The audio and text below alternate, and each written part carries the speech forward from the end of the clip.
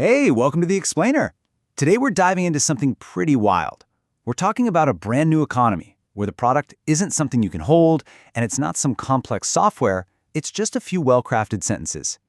We're going to break down exactly how people are turning simple AI prompts into actual real-world income. And the best part? No coding and no big investment needed. So let's just get right into it. Look, most of us have probably played around with ChatGPT for fun, right? Maybe you had it write a silly poem or help plan a weekend trip. But there's a really savvy group of people out there who are looking at this tool completely differently. They see a genuine business opportunity. So the big question is, how are they actually doing it? And more importantly, how can you get started even if you're a total beginner? Let's break it down. First up, let's talk about the hidden opportunity here. Because the core idea is surprisingly simple, and it's really just hiding in plain sight. And you definitely don't need to be some kind of tech genius to get this.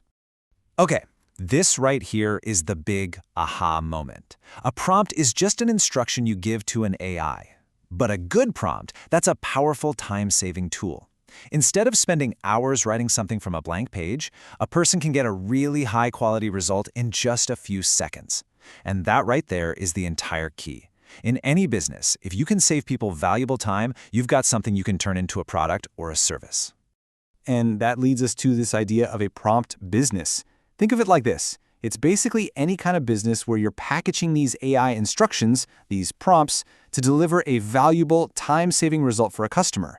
You're not just selling words, you're selling efficiency. You're selling a better outcome. So, how does this actually translate into, real money? Let's get practical. We're going to look at three main paths people are taking right now to turn this whole idea into actual earnings. All right, here are the three main models. First up, selling prompt packs. This is pretty straightforward. You create a collection of amazing prompts for a specific group, say 50 Instagram prompts for realtors, and you sell it as a digital product. Second, you've got freelancing. This one's clever. You use your own secret sauce prompts behind the scenes to deliver services like writing articles or creating video scripts way faster, and you collect service fees for that work.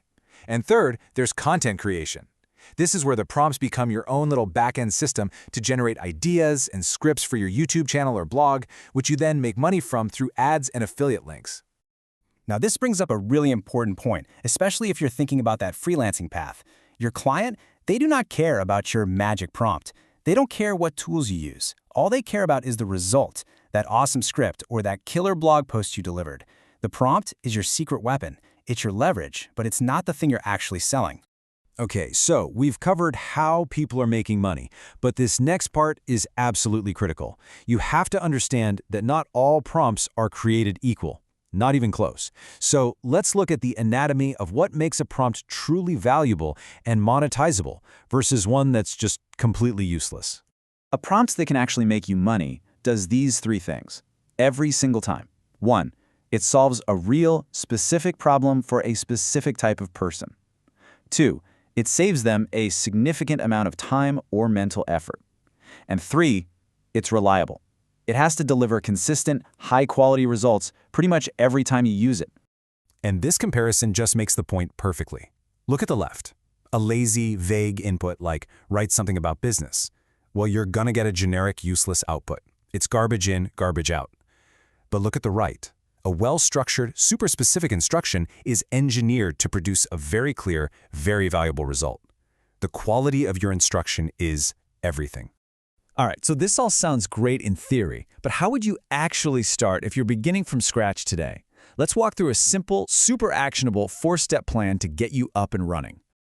Okay, step 1, pick a niche. Please do not try to help everyone. Focus on one specific group, like personal trainers or college students. Step 2, create. Develop a small set of prompts, maybe 10 or 20, that solve one specific nagging problem for that niche. Step 3, and I can't stress this enough, this is non-negotiable, test and refine. You have to use them yourself. Tweak them, improve them until the output is consistently excellent. And finally, step 4, package and share. You could turn them into a simple PDF guide or, even better, start creating your own content that shows off the amazing results your prompts can get. That's how you build real trust. Now, before you get too excited and run off to start building, we need to have a quick, honest reality check. We need to talk about what really separates the people who succeed from those who fail at this. Let's be crystal clear on this one, and the source material is very direct about it. This is not a get-rich-quick scheme. This is not instant money. It takes real thought and real effort. So, why do most people who try this end up failing? Well, it usually comes down to one of these three things. They just copy and paste random prompts they find online without any context.